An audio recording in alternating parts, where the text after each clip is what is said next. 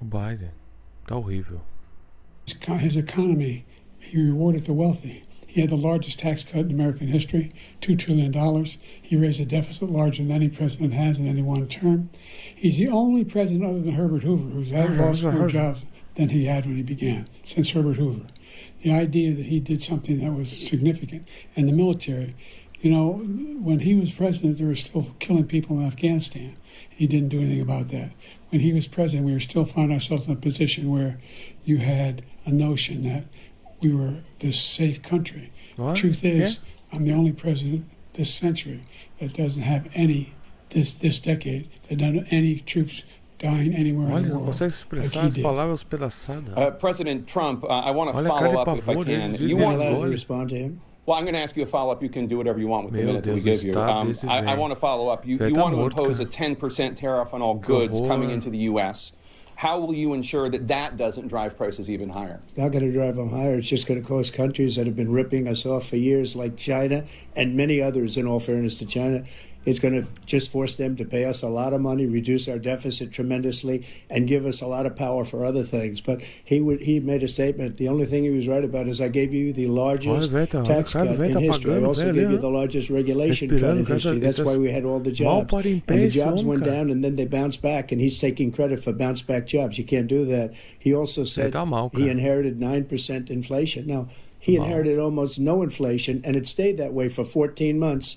And then it blew up under his leadership because they spent money like a bunch of people that didn't know what they were doing, and they don't know what they were doing. It was the worst, probably the worst administration in history. There's never been. And as far as Afghanistan is concerned, I was getting out of Afghanistan, but we were getting out with dignity, with strength, with power. He got out. It was the most embarrassing day in the history of our country's life. President Trump, over the last 8 years, under both of your administrations, the national debt soared to record highs.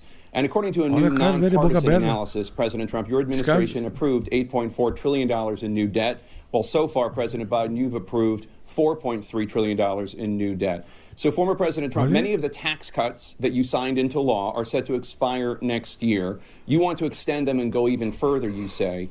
With the U.S. facing trillion-dollar deficits and record debt, why should top earners and corporations pay even less in taxes than they do now? Because the tax cuts spurred the greatest economy that we've ever seen just prior to COVID. And even after COVID, it was so strong that we were able to get through COVID much better than just about any other country.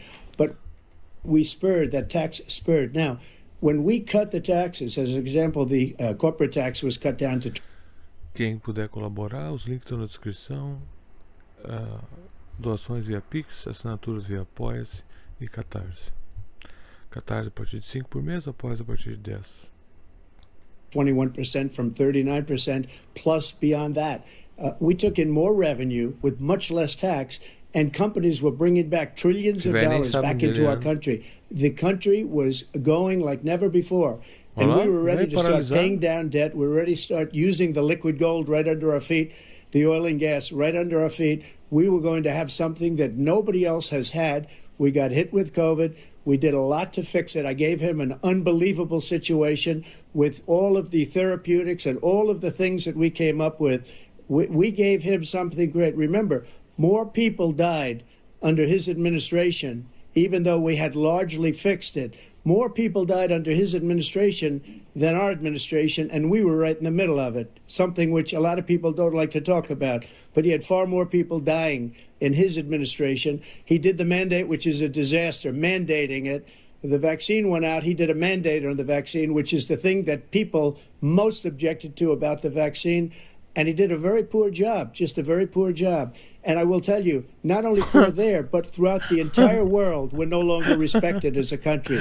They don't respect our leadership. They don't respect the United States anymore. We're like a third world nation between weaponization of his election, trying to go after his political opponent, all of the things he's done. We've become like a third world nation, and it's a shame. The damage he's done to our country. And I'd love to ask him, and will, why he allowed millions of people to come in here from prisons, jails, and mental institutions to come into our country and destroy our country. President Trump, we will get to immigration later in this block. President Biden, I want to give you an opportunity to respond to this question about the national debt. He had the largest national debt of any president in a 4-year period, number one. Number two, that $2 trillion tax cut benefited the very wealthy. What I'm going to do is fix the tax system. For example, we have 1,000 trillionaires in America. Billionaires in America. And what's happening? They're in a situation where they, in fact, pay 8.2% in taxes. If they just paid 24%, 25%, either one of those numbers, they'd raise $500 million, billion dollars, I should say, in a 10-year period. We'd be able to wipe out his debt. We'd be able to help make sure that all those things we need to do, child care, elder care, making sure that we continue to strengthen our healthcare system, making sure that we're able to make every single solitary person eligible for what I've been able to do with the COVID. With dealing with everything we have to do with. Look. Travou. If we finally beat Medicare. Thank you, President Biden. President Trump.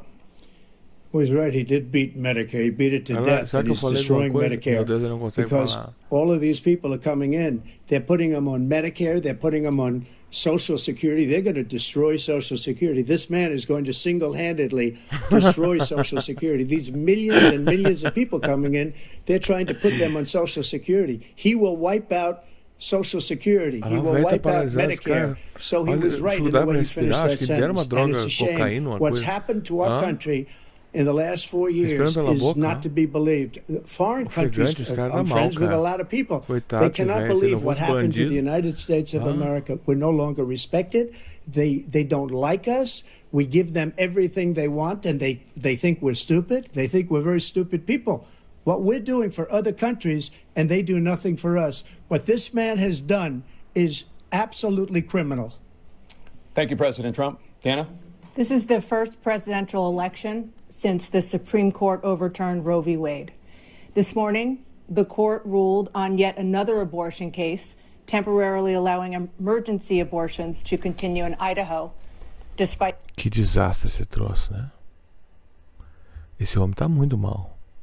Eu vou continuar com essas partes, vou publicando por partes assim, depois eu publico tudo junto. Esse homem tá muito mal. That state's restrictive ban. Former President Trump, you take credit for the decision to overturn Roe.